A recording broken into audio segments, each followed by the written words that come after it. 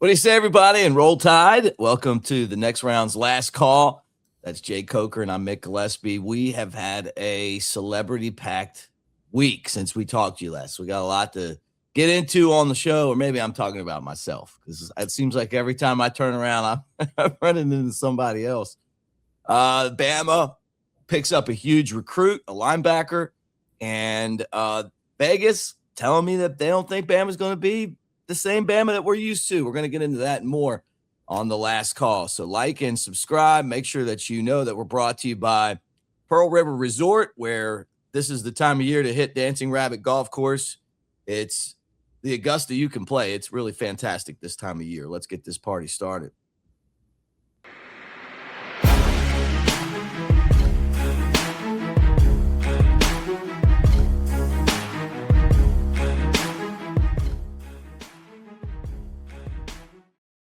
All right, there he is, Jake Coker and Mick Gillispie. Jake, I got to tell you, man, I've met some championship athletes in my time and, guys that are great, right? Like excellent at their game. But there's only one guy that when I think of and people might say Tom Brady, and he's great, right? Michael Jordan. We talked about it, like who's the godfather of sports. Well, I met him. I was a official in his event. There he is, Joey Chestnut, the competitive eater. I was there for the bologna-eating contest. My man ate 16 pounds of bologna in 8 minutes. Oh, God.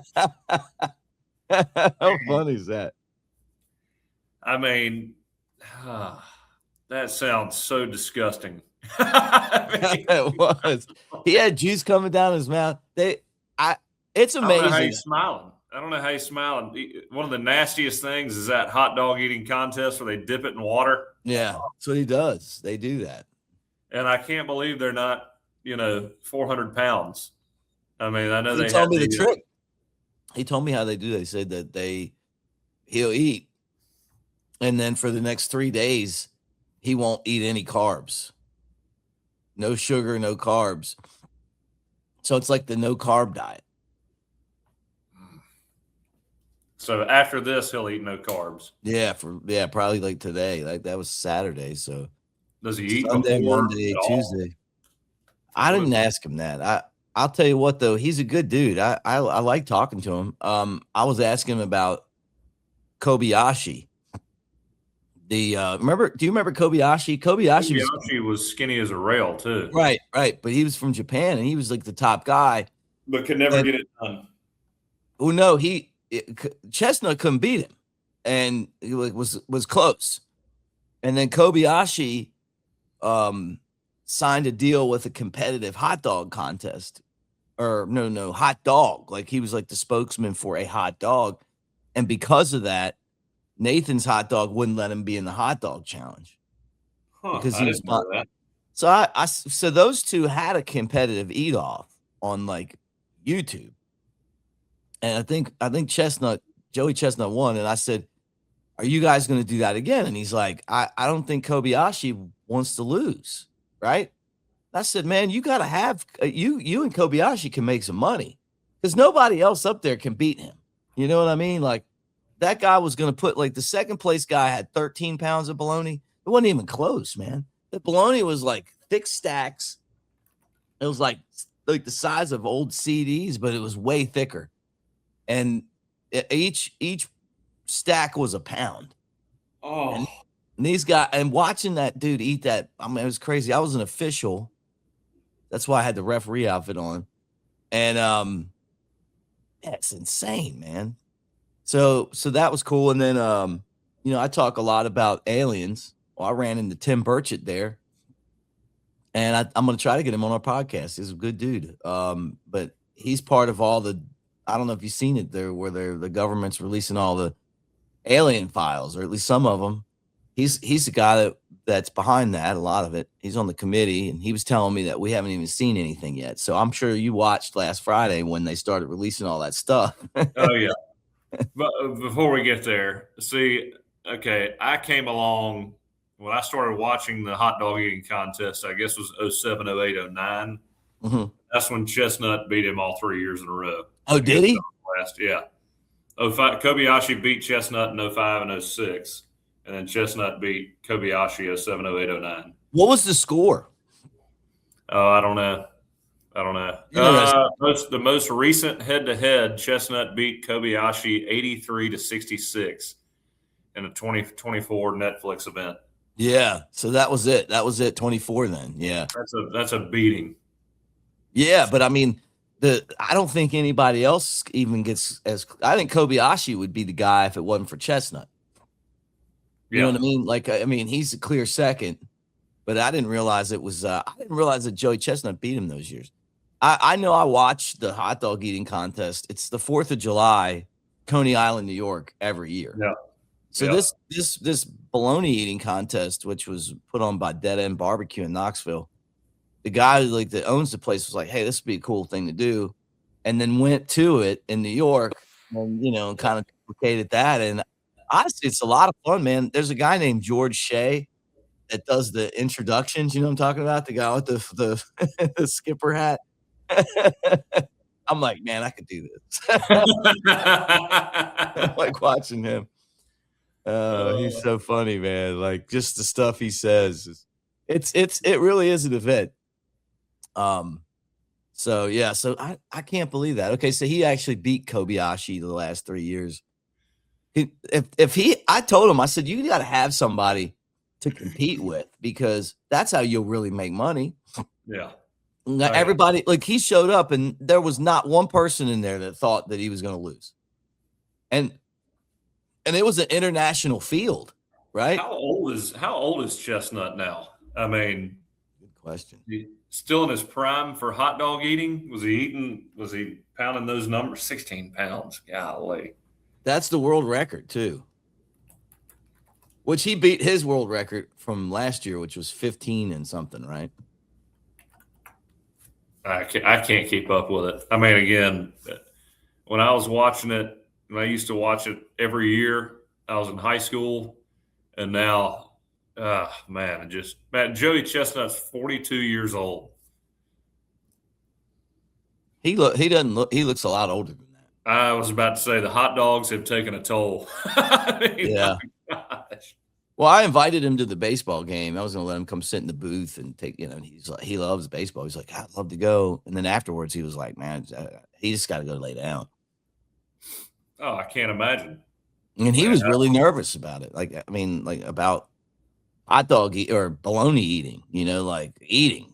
I mean, because everybody's looking at him like, hey, this guy's a competitive eater. And the competitive eater. Number one in the world. Yeah. Yeah. And Tim Burchett, though, huh? Yeah. So I met Tim Burchett. That was cool because, I've been paying attention to the, just the UFO stuff since. What'd you say? He said, you have no idea. And you're like, oh, I have an idea. Yeah.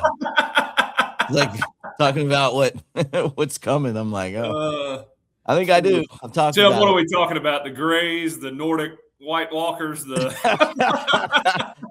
reptilians.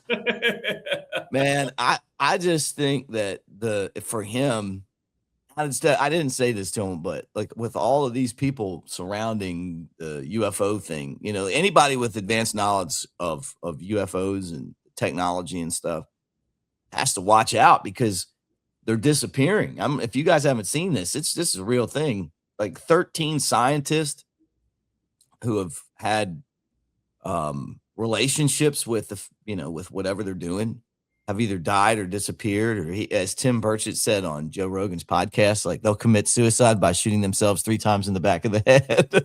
Is that what he said yesterday or this weekend? Yeah. So man, he's funny. He is funny. God, I love him, man. I love that guy. I do too. Just for that, like it has nothing to do with politics. It just has to do with, I've been in. He doesn't seem like he's in it for the money, and maybe he's got me fooled, but he just seems like an old school. He was talking about his parents in the military, and yeah, he just seems like an old school guy that's there for the right reasons. You never see that anymore. Yeah, I mean, golly, man, you see people just talking out of both sides of their mouth all the time. Yeah, It's He a doesn't tough seem to be that way. it's a tough field because, you got, half of the people are think one thing and half think the other. And, and it's like hard to kind of find a spot in the middle, but I mean, I don't Well, even you care know what? about the politics. I'm talking about just the fact that he's forcing the government to disclose to us what I've been saying. Like, I went on the Next Round show, and there's people that just like think that I'm like making this stuff up, and I'm like, look, man, it's out there. Like, I've been watching this since 2020 is when I think I said it before. My son's autistic. I was just trying to find out what causes it. It was one of the things that I put on my list I'm going to research. And what happened was I figured out that I don't know if that's what caused autism. I mean, it's just something to look into. But what I realized is that there is a phenomena that we ignore, right? And all of a sudden now it's being unignored, right? So it's crazy to think, like, the video. Did you see some of the videos that they released of No, I have not. one thing's like, looks like a freaking star. It's like doing that. I mean, there's just, who knows, man. Yeah, well, with AI, it's going to get a lot harder to understand what's real and what's not. But That's true. and here's my fear is now. I mean, now the government, when they harness that and they put things out as official documents. I mean, Tim Burchett, he mentioned it. Psyops. He's nervous about sharing too much of what's talked about in these intelligence committee meetings, and they'll pin you to it. Right. Like, what's disclosing it, and then they use that to take you down if you talk too much. What's the balance is what you're saying. Yeah, that's right. But I don't know, man. I've always kind of come back to this. I lived with my grandparents, and we had a rotary phone on the wall. And in my lifetime, we have all of this technology and this iPhone right here. I mean, I just can't imagine jumps like that by accident, right? Like, so I guess that to me has been where I've been like, okay, there's got to be an explanation to it. So it's pretty interesting though. Just the sheer volume of stuff, like one of the space, you see the astronaut from like the 70s is up there. He's talking about something that just like blew by him. Yeah. I've heard some of the recordings when astronauts are like, they're talking about it, and then I guess they're talking to Space Command. I don't know what you'd call it, but they're like, wait, are you saying you're seeing an alien? And they're like, yeah, this is real. Yeah, right. Hard to fake that. No. Do you think they didn't tell us because they're worried like people are going to freak out? Like, well, why hide it? Why, if they would have just like from the beginning just been like, hey, look, we're like a speck of sand in the sea, our planet, compared to what's out there. Well, I mean, I think it's like me. My moral compass is based on the teachings of Christianity. I guess if you take some of the things that the government knows, and I mean, look, I think I'm too set in my beliefs to change at all, no matter what's shown to me. And I don't trust the government enough to really trust everything they say anyway. But I mean, I guess, if you've got enough people on the fence, I mean, and you release information that's detrimental to, their foundational moral beliefs, then who knows what happens to society as a whole. Right. I mean, further deterioration. I mean, I feel like we're deteriorating as we speak. But, I think when Tim Burchett talked about releasing some of this stuff, they had a grading scale, and they went by like economically, is this good for society? Religiously, is this good for society? Mm-hmm. They had all these different categories for a rating system, and most people that were in charge that were determining whether this information was going to be released said it would be detrimental to society as a whole, and that's why they haven't released it. Yeah. Again, that's two guys talking on a podcast, but I mean, you drop a bomb on somebody's foundational beliefs or the majority of the population's belief, then, I mean, who knows what kind of chaos that creates. Yeah, right. I mean, you look at since 2020, how much people have shifted away from believing anything a politician says, and you kind of see where we are in terms of just infighting within this country. I mean, thank goodness, for the most part it's verbal, but I mean, patriotism as a whole has not increased in favorability in this country since 2020. That's for sure. Yeah. No, I hear you. They're all really, I don't know, man. I wasn't alive during. Obviously, I was not alive during the Vietnam War, but that's when it seemed to start going south, in my opinion. When trust in government started to really fail. Right. Yeah, I hear you. Since then, it's an all-time low. Mm-hmm. Well, we'll see. I mean, they'll come out with another big dump here soon, and they're saying that the stuff that they're going to release this wasn't anything compared to what we're going to see soon. So, let's talk about Bama football. Let's talk some football. Bama in Vegas. What'd you say? It was MGM has Bama's over under at 8.5 wins this year. That's crazy. 8.5 wins. 8.5 wins is that's a tough schedule. Talked about it before. Maybe our expectations are a lot higher than Vegas. Vegas kind of setting the expectations at where I think if I took a step back and I saw what we lost on offense and the way that we won games last year and the schedule that we have, I think 8.5 would be, from an objective vibe, a realistic expectation. Yeah. I mean, 8.5, that's I think that's a little lower than what I would have expected. I would have expected 9, right at 9. And mainly because of that 3-game stretch we have in the middle of the season. What do we have? We got LSU, we got Tennessee. Is it Oklahoma? We got all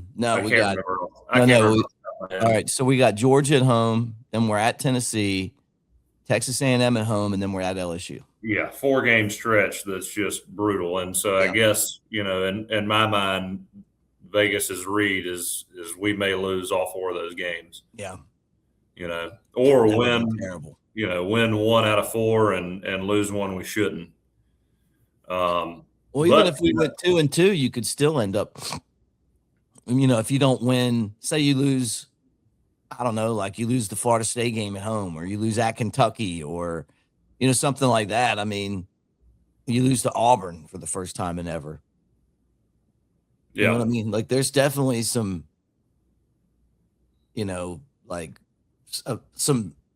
a chance that you could mess up. Oh yeah, we got liabilities all over the place. Yeah, I know. On that schedule. I mean, look, again, I think these coaches, to a certain degree, I don't know if they have, adapted to this new college football landscape. It's like Kirby talking about looking at these teams that he's had over the last 4 or 5 years and thinking, man, I don't know. And then all of a sudden they're in the national championship race because he's comparing those teams to his previous teams. Right. That had a lot of depth. From what I'm hearing, Kane Wommack is very excited about this defense. Feels like this defense, especially, I mean, even with the new guys coming in and even with the guys that they lost, from what I'm hearing, he's really excited about it. And that carries a lot of weight with me because, as much as we've talked about Kalen DeBoer and Ryan Grubb, really the bright spot on this team has been the defense over the last couple of years. And I mean, not so much in year one at the beginning of the season. I mean, I think those guys were trying to understand where they needed to fit, where they needed to align, just get familiar with the system. But, later on in year one and last year, the defense, again, that's what held that team together. Mm-hmm. Yeah. And so hearing that, and again, that's not something that I've heard in the news, just, through the grapevine, heard that he's really excited. So, that gets me excited. But again, the Achilles heel for this team, offensive line, just like last year, mm-hmm. I think that's the case again this year. And with a lot of moving pieces, hopefully they can put it together. And look, new O-line coach, new tight ends coach. These guys are, run specialists. And I think they made the right moves in the offseason to get the right guys in place. Again, you just got to see how they come together. Yeah, it's such a gamble nowadays with who's going to be good preseason. I mean, you have no idea. Right. I never, ever thought when we did the tailgate show at Florida State that, I was, obviously I was there with a bunch of old Florida State teammates, and we were, jawing back and forth playfully, but I never really gave any respect to Florida State before that game. And you just don't know. You have no idea. Don't know. And they killed us, Yeah. Just dominated us. Yeah. Hey guys, let me tell you about Patriot Roofing and Builders. Yeah, those guys. They're always there when you need them, and when you call, they're going to answer. And we appreciate Will and Justin and that entire crew. They do it all. Talk about free inspections on your roof. They do roofing, as you can see here. Look at the guys working hard. Total home solution, though. They do siding, they do gutters, they do windows and home renovations, total home renovations at that. So give those guys a shout, 205-919-4494, Tuscaloosa, Birmingham, and know that at Patriot, like I said, you get the free inspections, but if you need them, they're going to answer the call. You're going to talk to the guys themselves, and they do great work. All right. Let's talk about so we kind of got into this Bama thing. They did just nail a big time recruit. They've been doing this, man. Like I got to give Alabama credit. They got 4-star linebacker Kenneth Simon II, right? You remember that? Yeah, Kevin Simon, right? It was a great linebacker at Tennessee. I'm kind of surprised that he came to Bama, but he picked Alabama over Tennessee and Georgia. Yeah.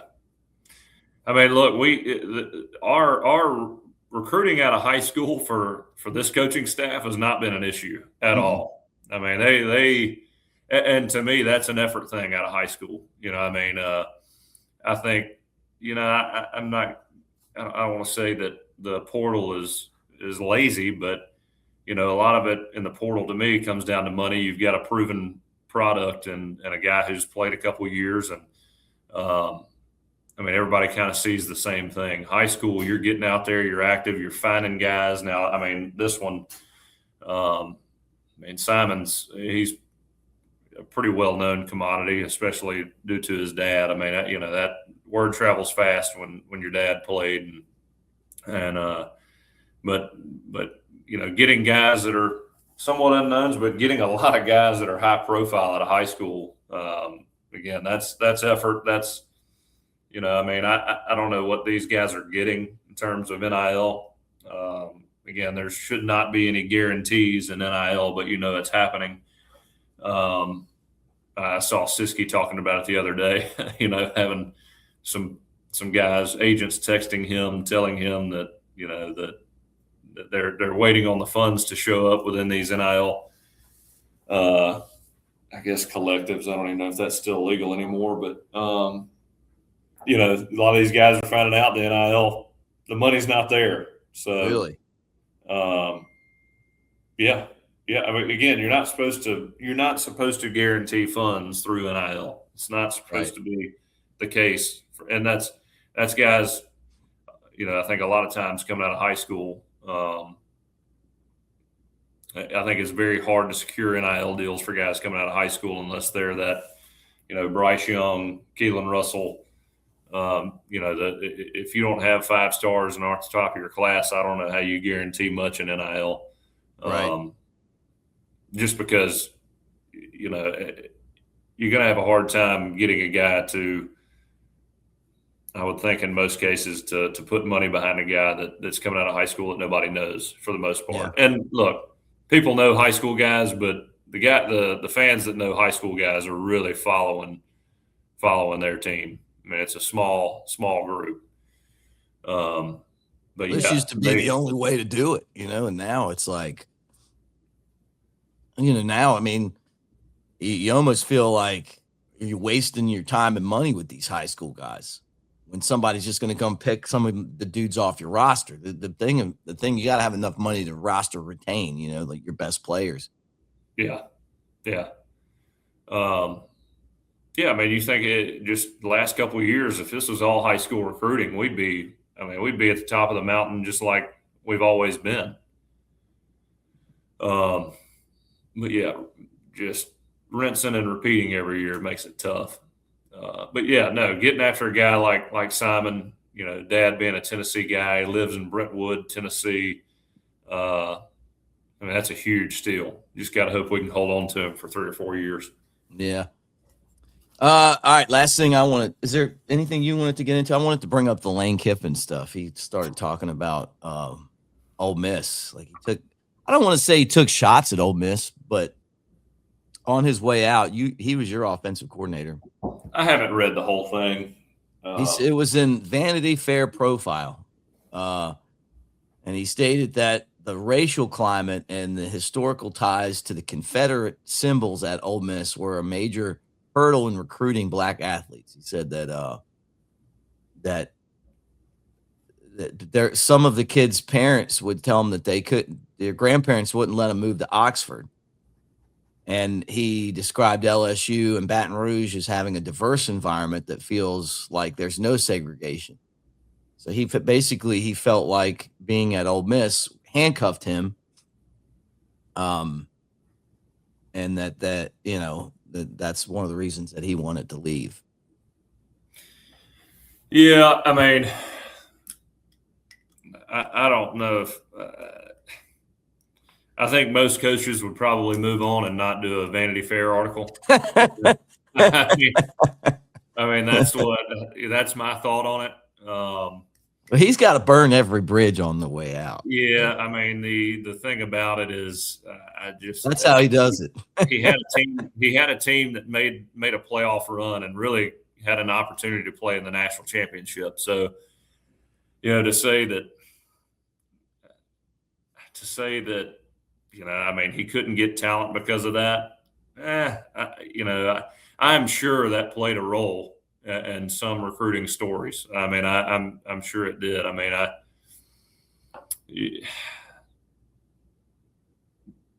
I can't speak for Ole Miss, but I mean, at the end of the day, Ole Miss, LSU has been a powerhouse, a historical powerhouse since I came up. You've always looked at LSU as being a football school and having that notoriety around them. Ole Miss has been that team who's, I mean, if you grew up in the South, you look at them, it's kind of a cool school. I mean, really, really pretty campus. Eli Manning went there. Archie Manning went there. But it's not that you don't think of Ole Miss as an elite college powerhouse. You just don't. Yeah. So, I mean, I didn't recruit. I've never recruited guys to Ole Miss. I don't know what that feels like. But, I mean, aside from all that, you just look at football alone, and LSU is the easier place to recruit. I mean, it just is. I mean, Ole Miss is not on the LSU level in terms of blue blood royalty. Nope. So a lot of it comes down to that. Yep, you're exactly right. So look, I'm sure that probably has always played a role in some of Ole Miss not getting recruits, but I also think you look at Oxford. I mean, it's while it is a beautiful campus, I visited Ole Miss multiple times when Houston Nutt was the head coach. and thought it was a beautiful place. I mean, not much to it. That square was awesome. But, I mean, you got to be willing to go to a school that's kind of in the middle of nowhere, and there's not much to it outside of, it's a pretty campus and got a pretty town square, or whatever you want to call it. Mm-hmm. I mean, it's not for everybody, Yeah. Well, they could have easily beaten Miami last year. And then, after watching the national championship game, I mean, I know Indiana won, but one like Miami got blown out, and a couple things here or there. Yeah, I mean, Ole Miss looked like the third best team in the country. Yeah. Right. Mm-hmm. So hey, look, if Lane Kiffin hadn't have done the same thing he did to the 2016 Bama football team, and that's bolted in the playoffs, maybe if he's there, they win. Yeah. I'm just not sold on Pete Golding as a head coach. I mean, maybe they had the timeout mess up. Who knows what was going on behind the scenes, and they still did great. If you don't even, and maybe it's not even that. Maybe it's just that if you don't have all of those distractions, they go in there and they win. So. Well, winning solves everything. And I mean, if I was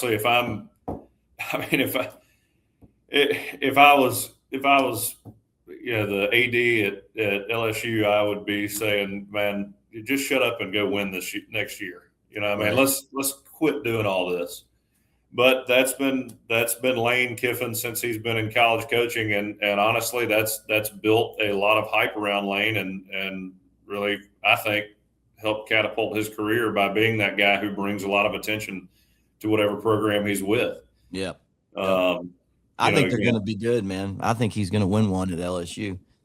Well, I mean, again, he should be from what I hear, all the moving parts, the funding that they're getting. I mean, LSU is at a point where they cannot stand losing anymore. They don't like being Alabama's little brother, and they're going to do whatever it takes to overtake the throne. And look, I mean, it's not like Alabama. It's not like we've been to or on the verge of winning a national championship over the last 2 years. But again, that everybody still wants to beat Alabama. And I mean, when's the last time LSU beat Alabama? I guess it was Brian Kelly 2 years ago. Yeah. But prior to that, it had been a long time, and LSU really has been within the parameters of LSU.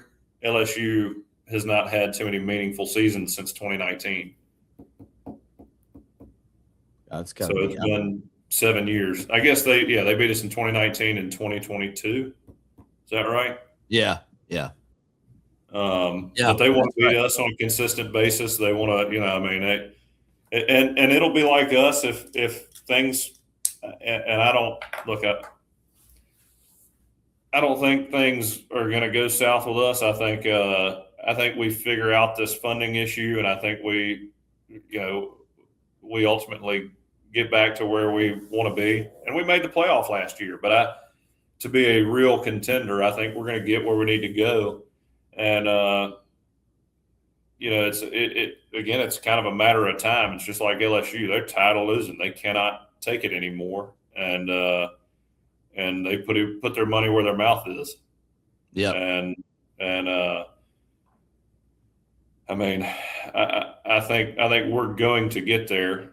I think everything's going to get organized when these rules kind of start coming into place and get a little bit more organized. I think we figure it out. But yep. I mean, LSU has reached their breaking point, and so I don't see unless Lane and the wheels fall off with outside noise. I think they win a national championship too at some point.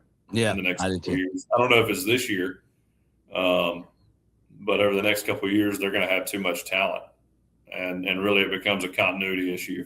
Is there an issue with Lane and at LSU to a point where it creates so many distractions that they don't win? I mean, that's the biggest obstacle for them.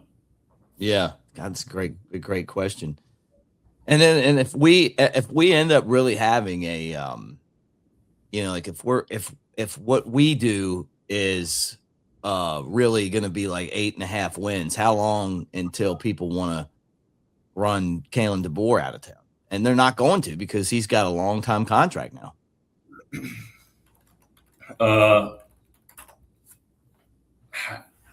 Again, I don't think I think he's going to figure it out. I think he made the moves again this offseason to combat some of the issues we had last year. But again,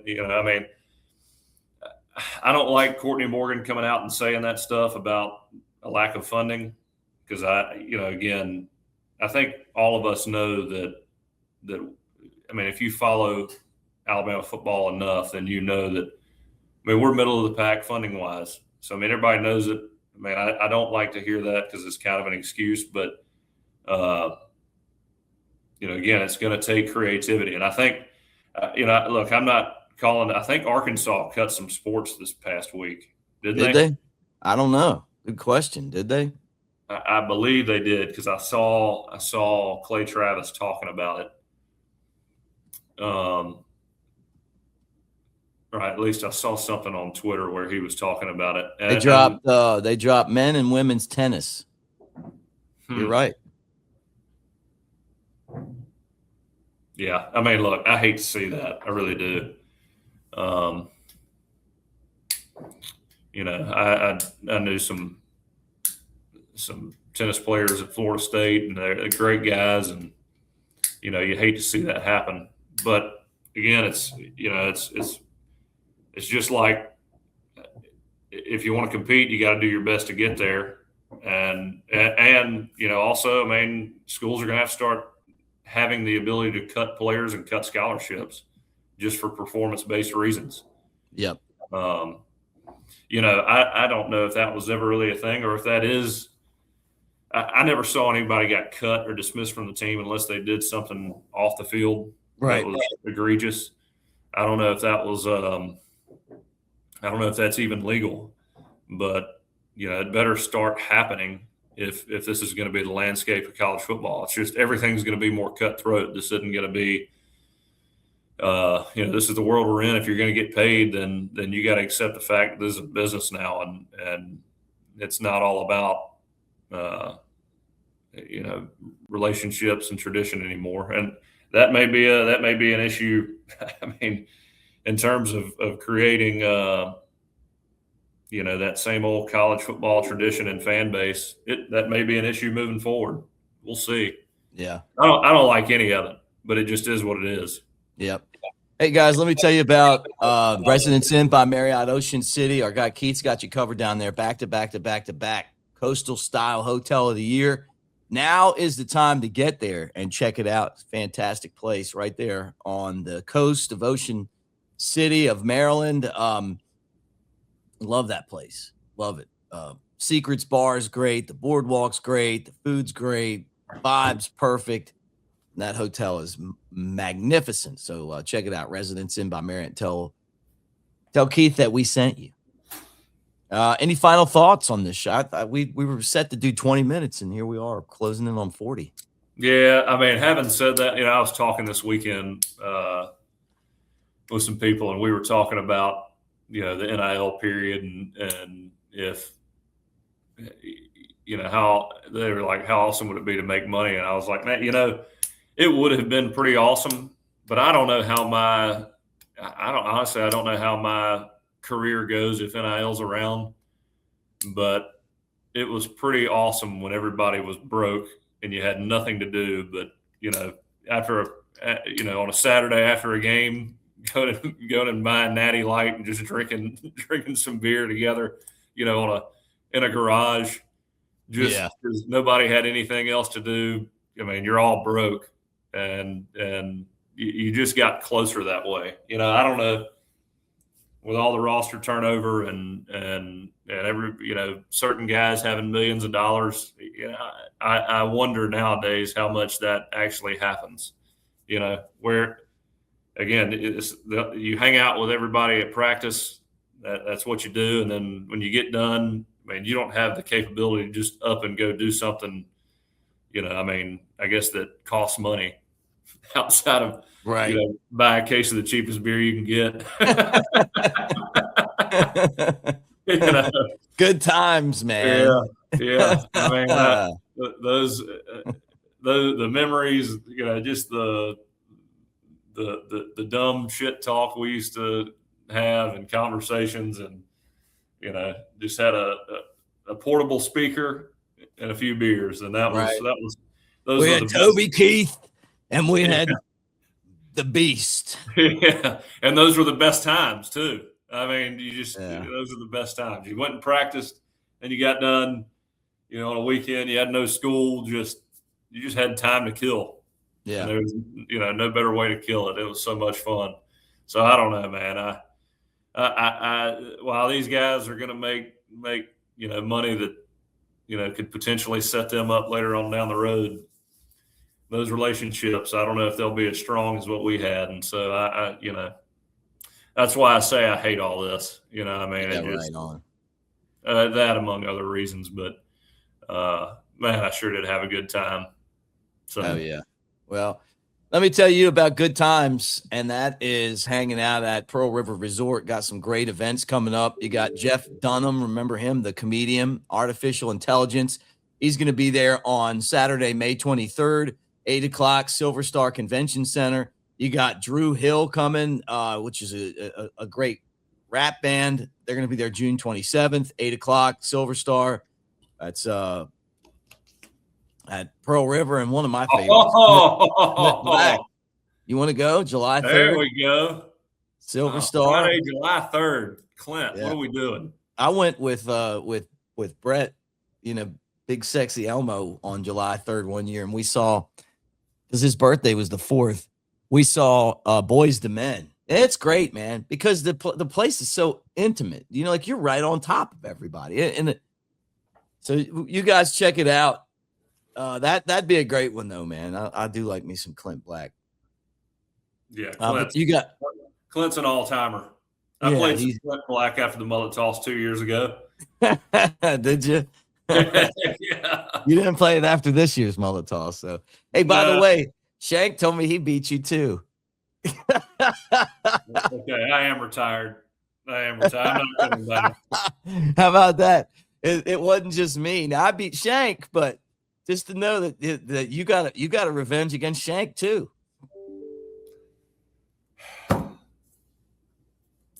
Well, that ruined my day.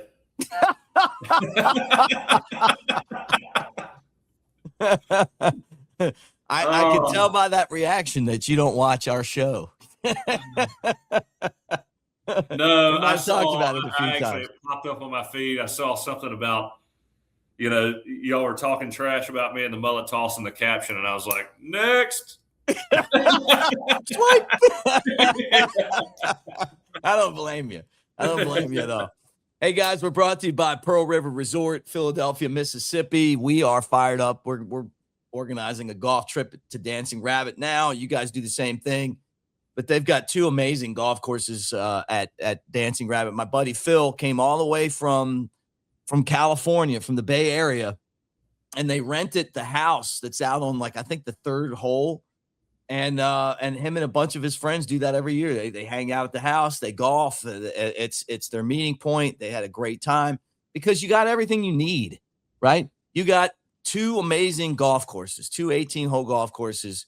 You don't have to have a membership, but you feel like you're at Augusta. It's just a really nice golf course. The old school clubhouse too. Yeah. The clubhouse is great. You can even stay in the clubhouse. The food there, like the breakfast sandwiches. I know it's a small thing, but when you're hungry in the morning and you try one of those breakfast sandwiches, they're amazing, made with love. You got a great, clubhouse. Then you just take your golf cart over to the casino, Silver Star, Golden Moon. There's a walkway between both of them, and you can do the slots and the table games, and the concerts are over there. And you got the water park, Geyser Falls, so you can bring the kids, let them go swimming. You can do the golf thing. And then a place that I can't wait to go with you next time. It's going to be the best steak I ever had. And of course, I'm talking about Philip M. Steakhouse. You know why it's going to be the best steak ever? We can just go ahead. Man, On that note, ramble. You sure can ramble. On that note, roll tide, everybody. So, Jake, let's break down some game tape. Hold on, fellas. Steve, Hey, Jake, you ready to rock? let's roll, brother. Guess we're calling plays at Pearl River Resort. Wow, Jake's first throw scores. And Steve's got the crowd pumped. Man, they're absolutely rolling. 'Cause I don't have to be me till Monday, Friday, Saturday, Sunday. I ain't gonna face reality. I tell you, Jake's still got game. While Steve keeps rocking aces. Boom, Jake seals it with a pick. Come call your own plays. At Pearl River Resort, let's roll. I don't